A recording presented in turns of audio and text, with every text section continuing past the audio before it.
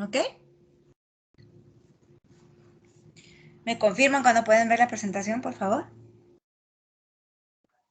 Ya se ve la presentación. Sí, Ok, perfecto. Entonces, como repasín de lo que habíamos hablado anteriormente, recuerdan, ¿verdad? Que caracterizamos pues cómo reaccionan las moléculas de la materia dependiendo de la cantidad de energía cinética que hay presente. Pues ahí ejemplificábamos qué es lo que ocurre en los puentes de hidrógeno o en la formación, presencia, ausencia de puentes de hidrógeno entre las moléculas de agua para diferenciar los diferentes estados físicos en los que encontramos, estados físicos del agua, perdón, que encontramos aquí pues en la Tierra. Hablamos también, ¿verdad?, de la importancia de estos puentes de hidrógenos para darle sus características anómalas, ¿verdad? Como el tipo de calor específico que tiene el agua, la tensión superficial, su punto de ebullición, su punto de congelación, ¿qué otros factores? Bueno, ese comportamiento que tiene, en donde pues la densidad después de alcanzar la temperatura de 4 grados centígrados, alrededor es 3.89, 3.9. El agua pura pues alcanza la densidad máxima, que es equivalente a 1 gramo por centímetro cúbico. Y hablamos también pues de que cómo afecta pues, el agregar sales a el agua. Entonces, cada vez que agregamos iones o solutos en el agua, pues lo que hacemos prácticamente es pues cambiar el comportamiento del agua de varias formas, ¿verdad? En primer lugar, pues, se empiezan a ver cambios, obviamente, en el establecimiento y formación de puentes de hidrógeno entre moléculas de agua, ya que, pues, por su característica bipolar, ya saben ustedes que las moléculas de agua, pues, atraen y disuelven solutos, y esto hace entonces que el oxígeno, en lugar de tener, pues, dos uniones libres para establecer puentes de hidrógeno con otras moléculas de agua, pues establezca enlaces iónicos con otros iones y haga que entonces pues se interrumpa la cantidad de puentes de hidrógeno presentes en el agua o presentes en el estado líquido. Entonces, cuando agregamos sales, ¿verdad? Pues se van a cambiar sus características, la densidad va a aumentar, y la densidad aumenta pues porque pues, el mismo soluto tiene su masa, y eso le agrega a la masa del agua. La viscosidad también aumenta, y ya pues vamos a ver que el agua salada tiene, ¿cómo es que se llama? Pues un comportamiento mucho más viscoso entre mayor cantidad de sales hay en el agua.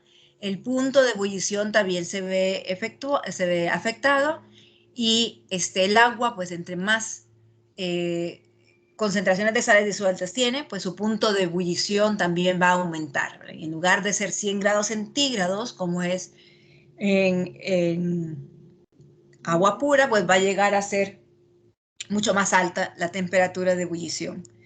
También el punto de congelación se ve afectado, y en este caso, en lugar de aumentar, disminuye. Entonces, si a 0 grados, si el agua pura se congela a 0 grados centígrados, entre más sales disueltas hay en el agua, pues menor va a ser el punto de congelación. Y en este caso, cuando hablamos de menor, estamos hablando de temperaturas bajo cero. La temperatura de densidad máxima también disminuye. En este caso significa que en lugar de ser 4 grados centígrados o 3.9 grados centígrados, la temperatura de máxima densidad va a ir disminuyendo a medida que va aumentando las concentraciones de sales disueltas.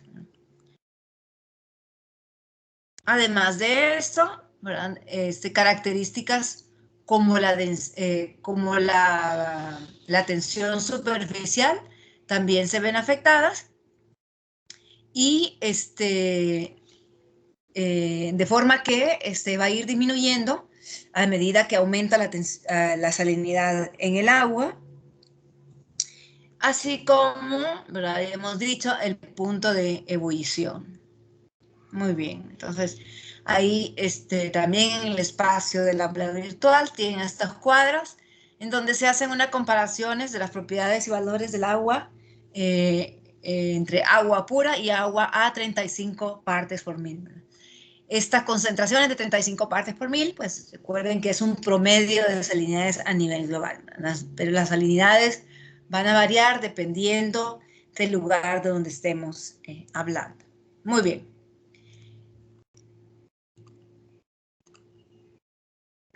Entonces vamos a hablar ahora sobre la composición del agua del mar y a explicar por qué existen, sí, a explicar o a dar a entender por qué existen tantos iones disueltos en el agua de mar.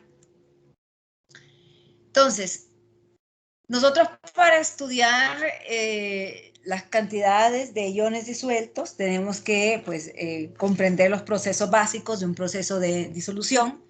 Recordemos que el agua es un solvente universal, realmente son muy pocos las materias o los elementos que no se disuelven en el agua, menos que sean hidrofóbicos, pero la mayor parte de los iones se disuelve en esta. Entonces, cuando las sales entran en contacto con el agua, se van disolviendo debido a que los dipolos de la molécula van a atraer tanto a los aniones como a los cationes que forman, en este caso, pues, la sal, que es nuestro cloruro de sodio. Pero además de cloruro de sodio, encontramos otros iones que tienen el mismo comportamiento. Entonces, el agua de mar en por sí es una solución química. El agente de disolución va a ser el agua y el soluto va a ser los iones de sal que se encuentran en ella. Aquí también vamos a encontrar no solamente el cloruro de sodio, pero también vamos a encontrar disueltos en el agua diferentes tipos de gases, diferentes tipos de nutrientes y sobre todo materia orgánica disuelta, que son importantes dentro de procesos de producción primaria como la fotosíntesis y absorción de nutrientes por parte, por ejemplo, de algas, macroalgas bentónicas o plantas marinas que pues obtienen todo eso a través del intercambio que existe entre las hojas y las raíces, ¿verdad?, y el ambiente. ¿Cuáles son las fuentes de estas sales y de esos minerales y nutrientes presentes en el océano? Bueno, entonces, existen muchas entradas y empezando de afuera hacia adentro, el transporte eólico, la acción de las mareas y el oleaje, cualquier modo que sirva de transporte desde la atmósfera hacia la capa superficial del mar y luego, dependiendo de el uso que se le tenga, su estratificación a diferentes profundidades, va a ser la intrusión directa mayoritaria, sobre todo cuando estamos hablando de océanos, de regiones oceánicas, o sea, el océano abierto. Entonces, todo este proceso se puede hacer ya sea a través del transporte por viento, desembocadura de ríos, acción, como ya les dije, pues del oleaje, flujo y reflujo de mareas, que pueden aportar muchos de estas sales y muchos de estos nutrientes a los océanos. Ya habíamos hablado un poco de esto anteriormente. También otros tipos de fuentes de todos estos minerales y nutrientes, pues son los mismos seres vivos, ¿verdad? Que a través de sus procesos metabólicos, procesos fotosintéticos también, pues también participan en la adición de este tipo de sales y este tipo de minerales y nutrientes.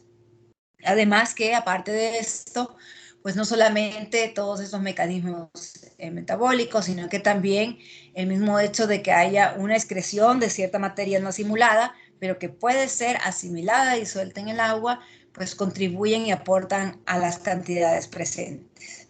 Así como la descomposición de cuerpos, de organismos.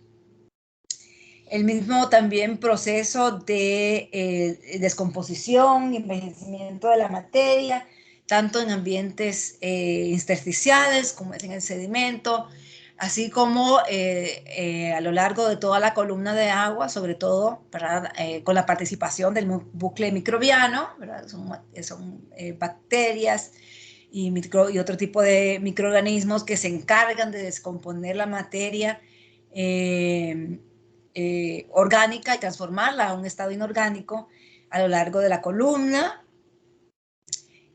Otro tipo de aporte, también, otra zona de aporte o fuente de aporte de estos materiales, pues son también las zonas donde existe cierto tipo de vulcanismo. Estamos hablando de dorsales, puntos calientes, también estamos hablando de fuentes de aguas hidrotermales y de cualquier pues otra zona donde haya o que ejerza o contribuya con el ingreso de todo este material a la columna de agua y que va a ser utilizada de una u otra forma, ya sea en la capa superficial o en las capas profundas, a través de la circulación, ¿no? Sobre todo. Entonces, la conversión de nutrientes en alimentos compuestos, o sea, la transformación de materia inorgánica a orgánica, generalmente se realiza a través de la fotosíntesis, si nos encontramos en zonas eliminadas, o en quimiosíntesis, si nos encontramos en zonas profundas. Generalmente, los principales nutrientes que encontramos disueltos, o los nutrientes necesarios, y los mejor estudiados son el nitrógeno, el fósforo y el silicio. Y este tipo de compuestos y elementos se denominan como iones no conservativos. Y son no conservativos porque sus concentraciones van a depender de la actividad biológica a lo largo del tiempo y a lo largo de la columna del agua. Los gases, en forma decreciente, la importancia que tenemos, pues tenemos el nitrógeno, el oxígeno, que tiene muy poca dilución en el agua, el dióxido de carbono, que tiene una de las mayores diluciones en el agua, el hidrógeno y gases nobles como el argón, el neón y el helio son importantes durante los procesos biológicos. Principalmente pues el nitrógeno y los últimos gases o los 3 gases inertes que tenemos no son reactivos, ¿verdad? Y prácticamente el oxígeno disuelto y el dióxido de carbono están influenciados tanto por la fotosíntesis como por la respiración. Sin embargo, el dióxido de carbono se encuentra en tales concentraciones en el agua, que son elevadas, y por lo tanto nunca se ha considerado como un gas limitante para la producción.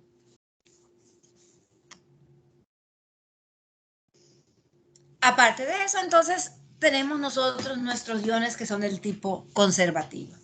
Entonces, cuando estudiamos nosotros la salinidad, y eso es algo que tienen que recordar, la estudiamos en diferentes unidades que vamos a repasar un poquito más allá, pero es importante que comprendan que existe una diferencia entre la salinidad que se estudia en porcentajes, salinidad que se estudia en partes por mil, en PSUs y en valores sin unidades.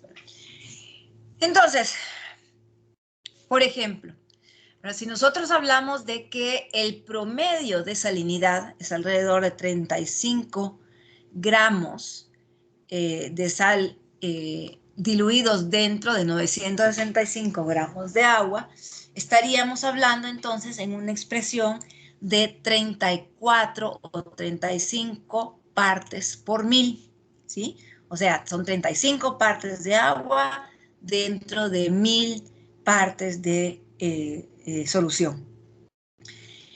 De esos 34.4 o 35, que es el promedio, nosotros tenemos ciertos iones que se mantienen presentes en altas concentraciones y que se mantienen constantes a lo largo del tiempo. No están regidas por actividad biológica, sino que por procesos físicos dentro del agua y por lo tanto, pues, reciben el nombre de iones conservativos.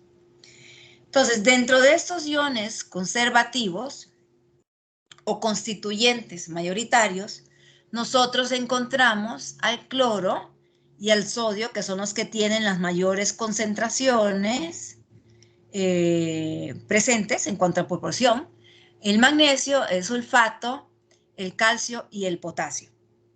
Son estos constituyentes mayoritarios, pues su nombre lo dice, son los más abundantes y los más importantes. Eso no significa que no encontremos otro tipo de constituyentes y que la importancia de los demás sea inferior.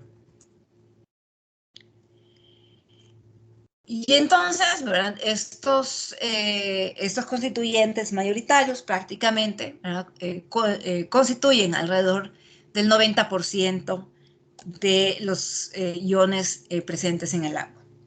Entonces, como les decía, estos están controlados por procesos físicos. Y cuando hablamos de procesos físicos, entonces es la evaporación, la difusión, el congelamiento, la mezcla de masas de agua. Es un proceso importante también para controlar o formas de controlar, perdón, las concentraciones de estos iones que por lo general se mantienen en proporciones constantes. Eso significa que pues las concentraciones de estos iones mayoritarios se puedan usar como trazadores de movimientos de masas de agua. Cada masa de agua, por ejemplo, en los gráficos que ven ustedes a su derecha, son estudios de cuencas y distribución de masas de agua. Cada zona colorada, hay una roja, hay verde, hay azul oscuro, hay moradito, hay verde claro, representa una masa de agua dentro de una cuenca oceánica, estratificada en base a su densidad, ¿verdad? Y esto va de la mano entonces de la temperatura y la salinidad. Y entonces cada masa de agua, cada zona que ven ustedes con un color correspondiente, tiene una temperatura definida, una salinidad definida, una densidad definida y se le puede dar seguimiento por la proporción, ¿verdad?, de estas concentraciones de iones conservativos o iones mayoritarios. El tiempo de residencia de estos iones mayoritarios es bastante alto, por lo que se puede dar un estudio de un movimiento de una masa de agua con sus características específicas por un tiempo largo. Luego tenemos los constituyentes minoritarios, que no dejan de ser importantes, ¿verdad? Si bien las concentraciones en las que se encuentran es bastante pequeño, alrededor del 0.71% del total de los iones disueltos en el agua salada, en el agua de los océanos, pues estos son súper importantes y tienen mucho impacto en los procesos biológicos que se realizan o que realizan los organismos en el océano. ¿Quiénes lo constituyen? Aquí encontramos entonces el bicarbonato, que es una de las formas principales en las que encontramos el carbono disuelto en el agua, y es una de las formas que se utilizan para transformarlos a dióxido de carbono y realizar la fotosíntesis, sobre todo en los pastos marinos. Tenemos el bromo, el ácido bórico, también está el estroncio y el flúor, que forman parte de estos constituyentes minoritarios y que, por ser entonces importantes dentro de los procesos biológicos y dentro de los procesos metabólicos de los organismos, son constituyentes que son no conservativos también, ¿verdad? Estos iones no conservativos, ¿verdad?, están regidos y controlados por los procesos químicos que tiene el agua y por los procesos biológicos que realizan los organismos. Y finalmente, el último pedacito, el último porcentaje que nos quedaba de todos los iones disueltos en el agua de mar, tenemos a los elementos traza. Fíjense bien que los elementos traza, pues prácticamente la mayoría son, si no todos, son metales. Aquí encontramos el níquel, el litio, el hierro, el magnesio, zinc, plomo, cobre, cobalto, uranio y mercurio, y son absolutamente críticos también para los procesos en la columna de agua. Generalmente, pues estos elementos traza, como dice la palabra, se encuentran en concentraciones bastante limitadas y pueden ser factores o elementos limitantes en la producción primaria en ciertas zonas, ¿verdad? Algunas, generalmente cuando hablamos de el hierro, se considera como uno de los elementos que puede limitar la producción primaria en ciertas zonas, ¿verdad?, en lugar de el nitrógeno, como se cree muchas veces. Entonces, si han puesto atención, pues yo he estado repitiendo de que realmente la proporción de la concentración de cada uno de estos compuestos, tanto mayoritarios, sobre todo, perdón, los mayoritarios, es constante. O sea que independientemente de la concentración de sales disueltas, la proporción en la que estos elementos se presentan es siempre constante. Entonces, con esto quiero decir que no importa que la salinidad sea 35 partes por mil, o 24 partes por mil, o 40 partes por mil, los iones mayoritarios o los iones conservativos se van a presentar siempre en mayor concentración y en las mismas proporciones. Esto hace entonces que, por ejemplo, para el estudio de salinidades se pueda utilizar el componente mayoritario, el que se encuentra en mayor concentración, que en este caso es el cloruro, que se encuentra alrededor del 54% de todos los elementos mayoritarios presentes en el agua de mar. Y entonces, si nosotros estudiamos la cantidad de cloruro disuelto en un agua, podemos tener también un estimado de la salinidad de acuerdo, ¿verdad?, a la clorinidad. Y en este caso, entonces, lo que se hace es aplicar pues una constante, o multiplicar, perdón, la concentración de cloruro por una constante y determinar así la salinidad. Otra unidad de medición que también se utiliza y lo van a ver en la bibliografía es el PSU o las unidades prácticas de salinidad.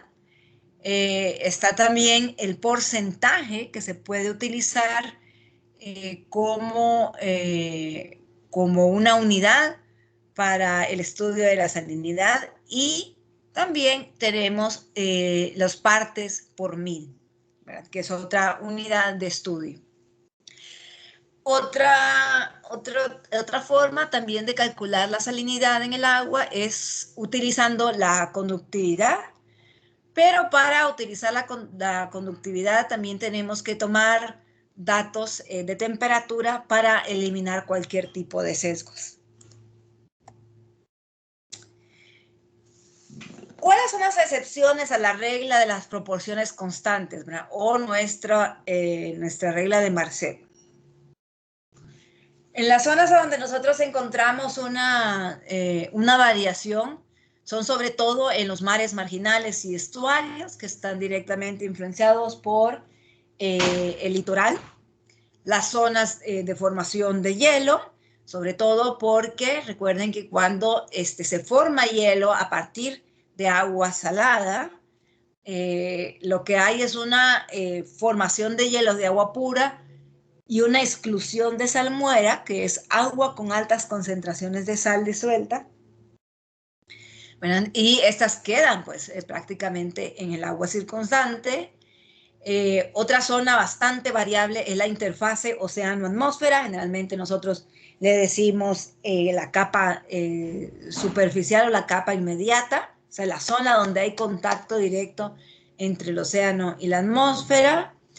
Las cuencas anóxicas, por ejemplo, hay muchas zonas muertas en ciertos mares, en donde prácticamente pues son ambientes súper eutroficados y con muy poca presencia de oxígeno disuelto, ¿verdad? Y aquí también entonces estas condiciones varían, o estos valores constantes ya no son los mismos. Las zonas de fuentes de aguas hidrotermales, obviamente, porque proporcionan grandes cantidades de sulfatos y magnesios, y zonas que están compuestas o que acumulan grandes cantidades de exoesqueletos calcáreos. Y esto hace entonces que también, o los cienos calcáreos, como les conocen ustedes, esto hace que también entonces en esa zona las proporciones que normalmente son constantes pues sean variables.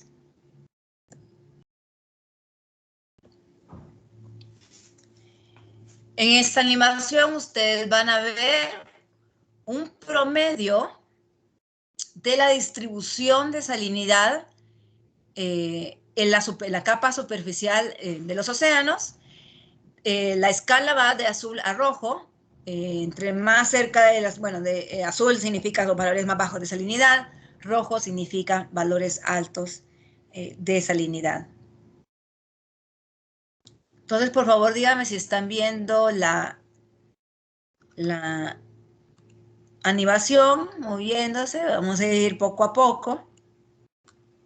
Entonces vamos a ver la cuenca del Atlántico, que tiene sus distribuciones. Recuerden que les había dicho que todas aquellas zonas que estén más cercanas a el litoral, van a tener variaciones en las concentraciones de los iones constantes, pero fíjense ya en las zonas oceánicas, o sea, en las zonas abiertas de los océanos, las concentraciones de sal pues son un poco más elevadas en comparación con las zonas cercanas a los polos, donde hay obviamente pues tanto formación como derretimiento de hielo. Fíjense aquí que tenemos esta lengua azul por aquí, ¿verdad? Y otros puntos específicos en donde se refleja que hay una desembocadura de ríos, ¿verdad? Y por lo tanto entonces la dilución aquí es mayor y las concentraciones de sales obviamente pues van a ser menores.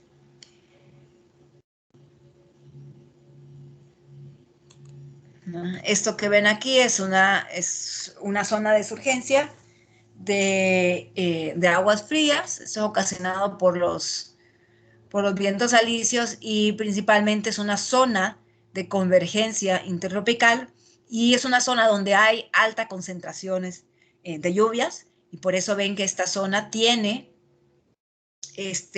menores valores de salinidad comparado con las otras zonas aledañas que se caracterizan más por ser zonas de evaporación. Perdón.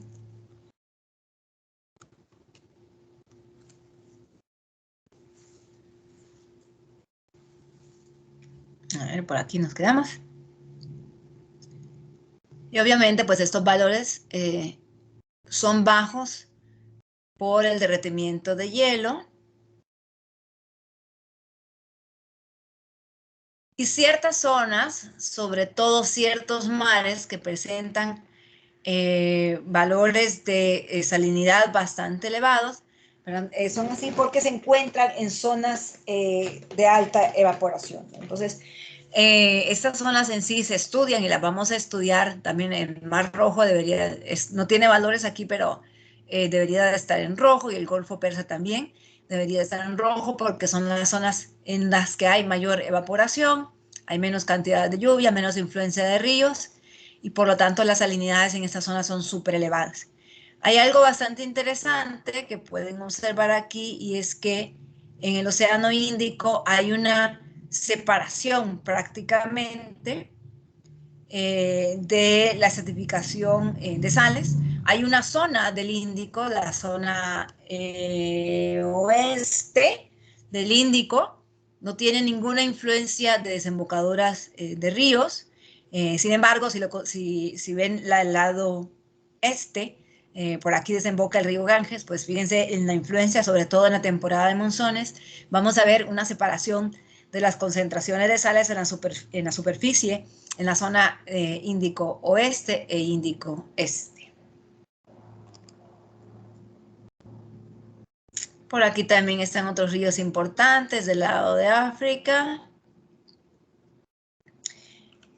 que también tienen su efecto en las concentraciones de sales cerca de esas zonas. Entonces, habíamos hablado al inicio de la clase, cuando hablamos de sonografía geológica, de algunas de las propuestas de cómo pues lograron estar tantas sales disueltas en el agua, ¿verdad? Y lo explicábamos todo en base a esa capacidad que tiene el agua de disolver materia. En este caso, entonces, existen tres teorías que explican el origen de las sales en los océanos. La primera teoría explica plantea que la continua actividad glacial proporcionó la mayor parte del material disuelto en los océanos. O sea, durante ese proceso de hielo y deshielo y desgaste, y recuerden que las formaciones o esas actividades glaciares pues también forman otras estructuras, ¿verdad? Como los fiordos, ¿verdad? Que habíamos dicho que son un tipo de litoral, perdón, y que pues en el momento en que se empiezan a derretir, también pues llevan consigo material disuelto de la parte continental. La segunda teoría dice que la mayor parte de los materiales viene de fuentes terrestres, o sea, a partir de pues la escorrentía, ya sea dilución de materia por lluvia o por transporte de ríos y desembocadura a los océanos, filtración de aguas o de filtración de cuencas subterráneas, que tienen la palabra, pero se me olvida, y transporte también cósmico hacia los océanos. La tercera teoría dice que la mayor parte de las cantidades disueltas provienen del interior de la Tierra y durante los procesos pues que explican la expansión, salida de material nuevo, ya sea a través de dorsales oceánicas o intrusión de material pues a través de las fuentes hidrotermales, ¿verdad? Que prácticamente también pues son procesos que aumentan la solubilidad de los solutos en el agua y por lo tanto pues se van agregando a la solución. También pues la presencia de puntos calientes y erupciones y vulcanismo interplaca, ¿verdad? Todo ese tipo de actividades, ¿verdad? Hizo que se introdujeran, o son el origen de las sales en el océano. Sin embargo, ahorita actualmente, pues, lo que se hace es adoptar, pues, una mezcla de esas tres teorías para explicarla. Y esto hace entonces que se puedan estudiar tanto las formas en las que se puede agregar, o las formas en que se agregan sales a los océanos, y formas en que se puede diluir la concentración de sales en los océanos. Entonces, formas en que aunque se puede aumentar la concentración de sales en los océanos, pues incluyen escorrentía de ríos, erupciones volcánicas, actividades hidrotermales, y las formas en que se puede disminuir la concentración de sales en ciertas zonas, pues es la absorción y la precipitación, puede ser uno de los efectos. También se pierde mucho a través del spray o la visa marina, a través de procesos biológicos, igualmente a través de actividad hidrotermal. Díganme la hora, por favor, para no quitarles su tiempo. ¿Alguien tiene, sí, ¿alguien tiene alguna pregunta?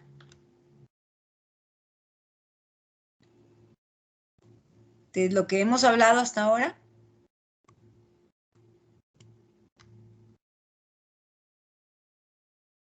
No, mi parte no, Lick. No, Lick, por los momentos no.